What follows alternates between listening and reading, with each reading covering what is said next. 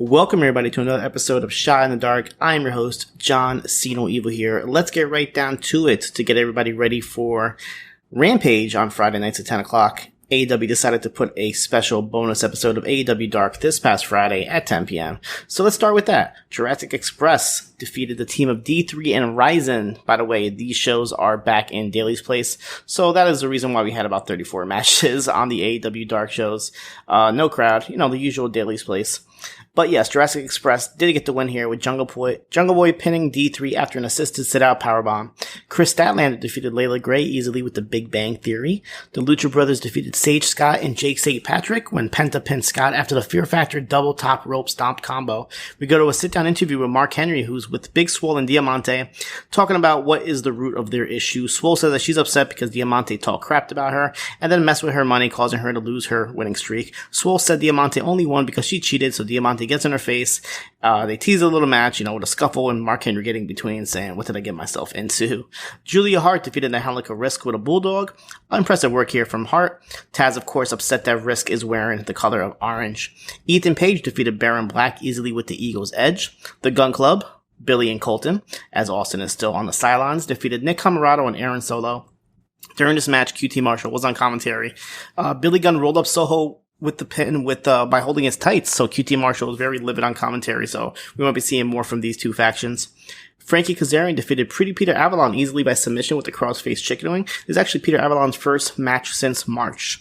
The Seidel brothers teamed up with Dante Martin, defeated the team of Darian Bankston, Very Morales, and Aaron Fry. Matt Seidel got the pin on Bankston after a combo lightning spiral from the Seidels. Lance Archer defeated indie star Trey Lamar easily with the blackout after attacking him before the bell rings.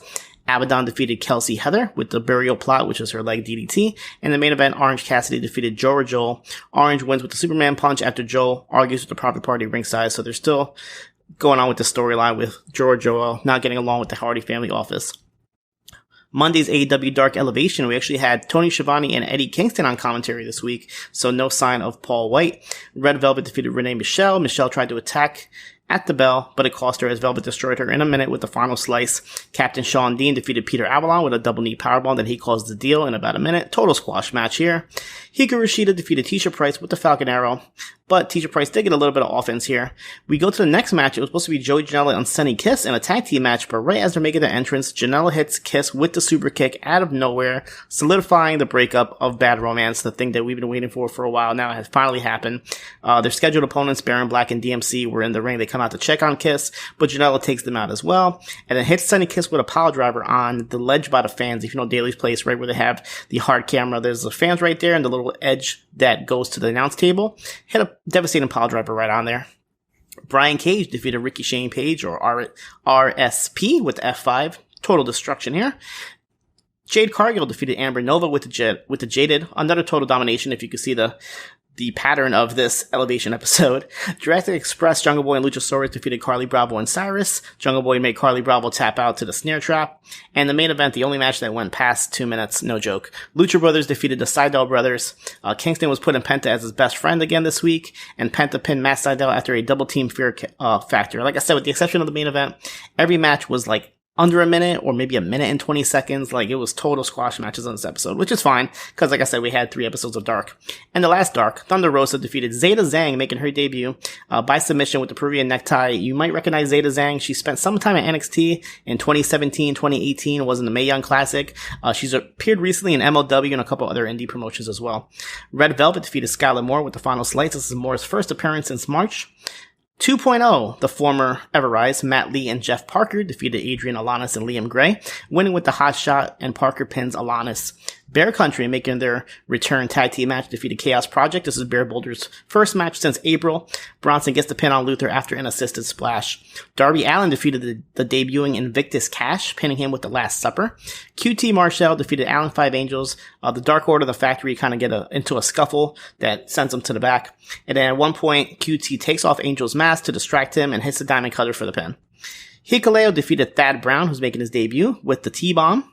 Nyla Rose defeated Valentina Rossi easily with the Beast Bomb.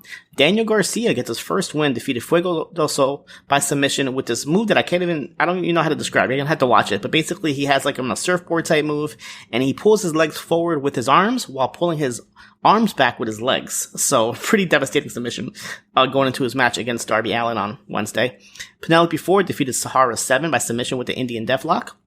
Shawn Spears and Wardlow defeated Seth Gargis and Ripper Zbyszko. Ripper is the son of Larry Zbyszko making his debut here. Spears pins Zbyszko after the C4. The Hybrid 2 defeated Jay Freddy and Marcus Cross, Freddy making his debut, and Helico makes him tap out though to the Mafaro Death Roll. The Lucha Brothers defeated Cesar Bononi and JD Drake. No sign of Ryan Nemeth this week. Phoenix pins Drake after Penta hit a double stomp, and Phoenix hits a Frog Splash. Ty Conti defeated Robin Renegade with the DD tie, but Renegade hung in this match.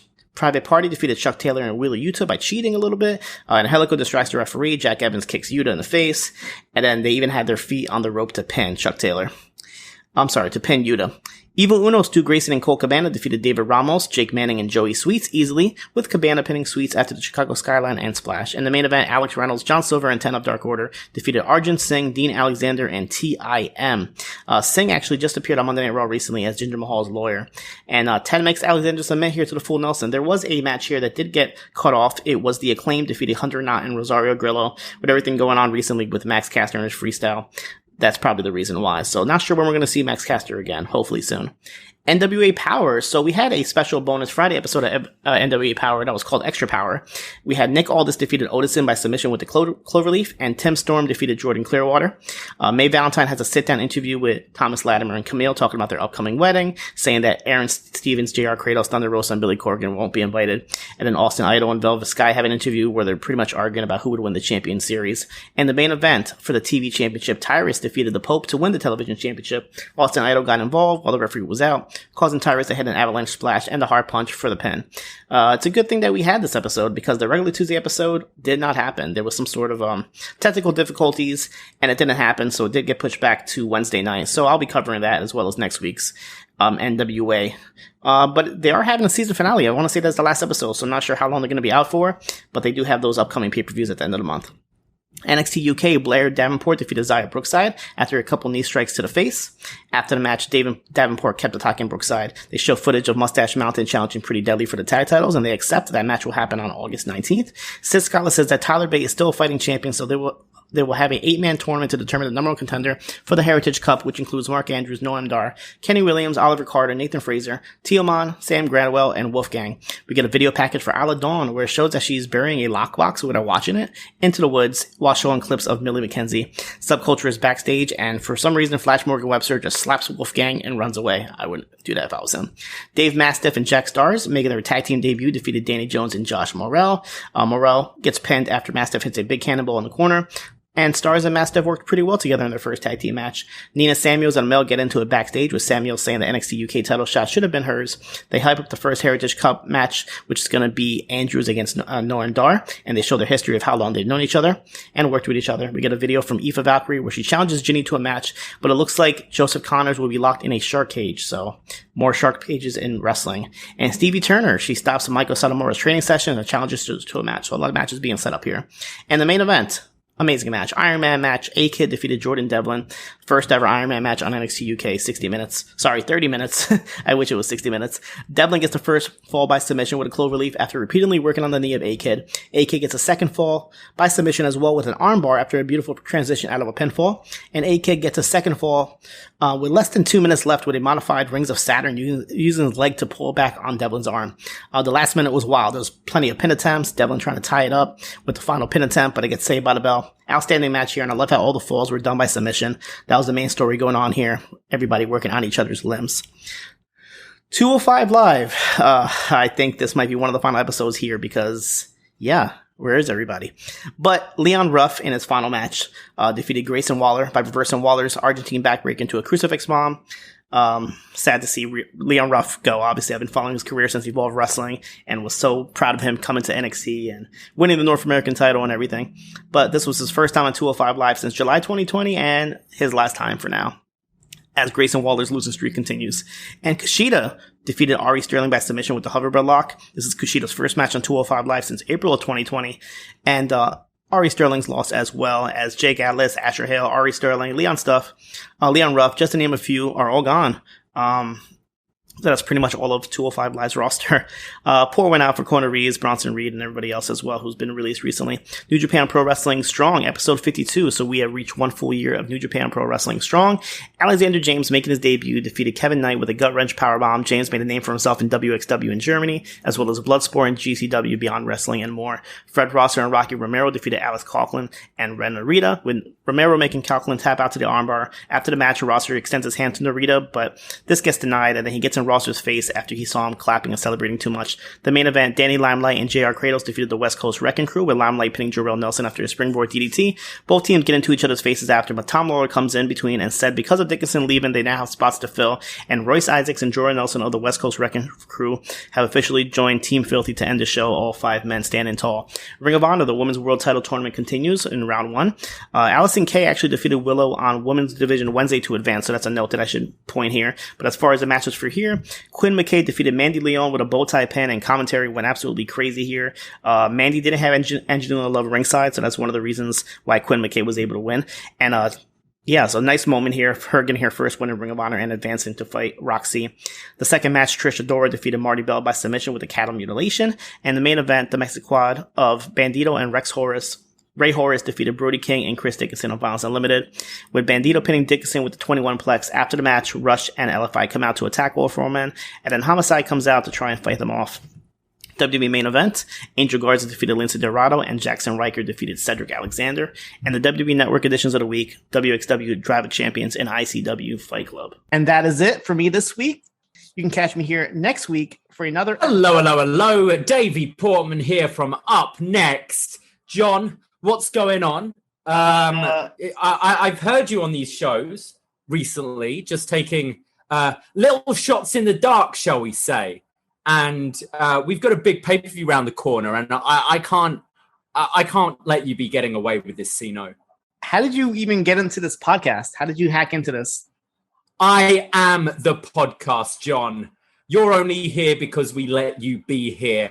And you know what? We're letting Frank be in that main event, and I know what you've been planning. Hey, listen, I know you're his corner man here. I only have 15 minutes. I can't go beyond that because my time. I don't give a fuck how long you have, John. This is on my podcast network here. This is Up Next, and I do whatever the hell I want, John Siino.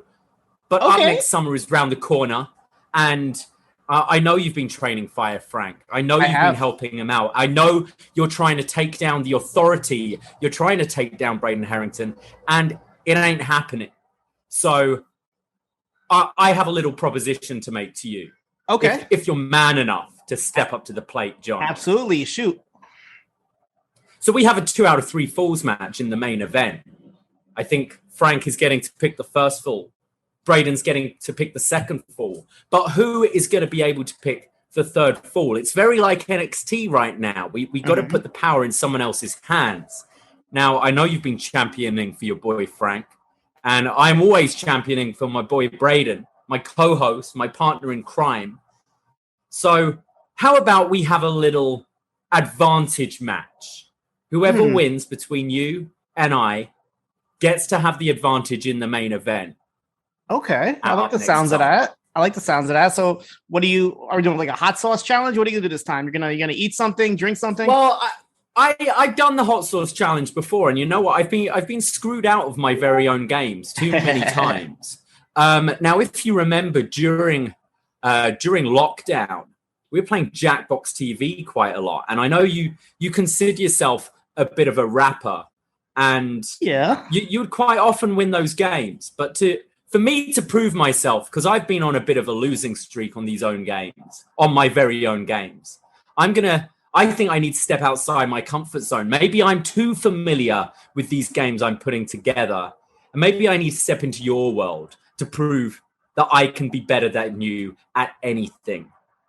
So I'm suggesting, Siino. It's not what I think it is. A bit of a rap battle.